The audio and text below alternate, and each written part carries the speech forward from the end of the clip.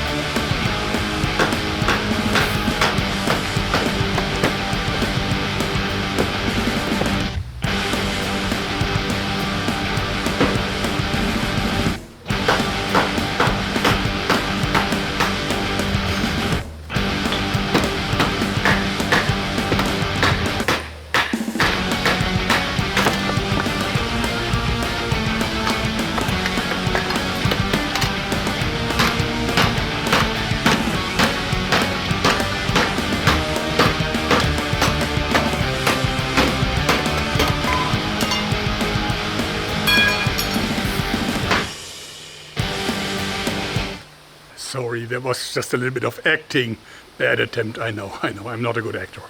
Now, seriously, I'm absolutely used to skepticism because some of the things I bring are so new that people find it really hard to wrap their mind around it.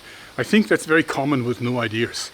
Now, this one here, of course, is not just using a backlock, but it's also using these pins, and these are like M6 pins, and in reality they will even be hardened. So these pins actually make the weapon really, really, really sturdy. I mean, a good backlock should be good enough to cut flesh, whatever. But for hard work, you want to use one of these pins. And these are just M6 screws. So even if you lose them, you will find it very easy to find like a stainless steel screw in M6 format, and just then take a hacksaw and cut it to length. As you see, the blade is really nice quality. It took no harm at all. And the gentleman then said, you should know better, you're an engineer. I'm not an engineer, at least I'm not an engineer by my education. I used to be an office worker and actually have a master in business administration, but that's a long time ago. But so I never learned engineering the formal way, but I still have like a mechanical mind a little bit, and maybe more imagination than most. So this one here, I made the original prototype from wood and it had no lock. Just, I thought the engineers will figure it out. But look what they've done. So in open condition, the backlock isn't holding. It's just not holding. So without the pin, this would be completely catastrophic. And the lowest one, this handle here, this one locks in both positions. But in this position, it is absolutely locking. So without pressing on this here, you cannot open it. So opening it, the thing, is hard. It's much, and then this one, same thing. So opening this is much harder than closing it. But why? Why is that done? Normally what you want is you want it to open really easily, ideally like right? So you don't want any lock in close condition, just a little bit of spring tension. So then I talked to Dirk Hofmeister and said, how can I make this clear to the engineer? And he said, the only way they will understand is if you make a wooden prototype. So, which I did. So I made another wooden, really rough prototype to show how I want the lock system to work. So this is my little wooden prototype. And you may see that actually the way how I put on the spring-powered levers here is actually that there is a little bit spring tension on these, so they will hold together just like a folder with a backlock, folding knife with a backlock. So when you open this up, this snaps in place, and then you can only close it if you press this lever here. So if you press the lever, then you can close this again. But if you don't, it will stay open. And the same goes for the blade. A little bit of a spring pressure here, but once you open it, it locks in place and then it's actually solid. So the idea really is that you open it clack clack, maybe even with a little bit of force, but otherwise just with one hand. You can open it, and then it is okay for light work. And if you want to do the hard work, you put in the pins just to be on the safe side. Also, you know, this prototype also shows you that this is really not dangerous if it would fold on you. Because the first thing that would happen if it would ever fold on you, so if the lock and the safety pin would fail, is that this thing would fold in. But if you hold it here, that is no danger to your hand. And it is also not a danger if then at the same time the lower lever here fails, because that one will want to go up, away from the blade, not towards the blade. So this one, if you hammer down on it, it wants to fold upwards. So there is actually no danger that this, should actually the lock and the safety pins fail, would ever cut you in the hand. So this is like the worst thing that can possibly happen. But even that, I don't think it will happen.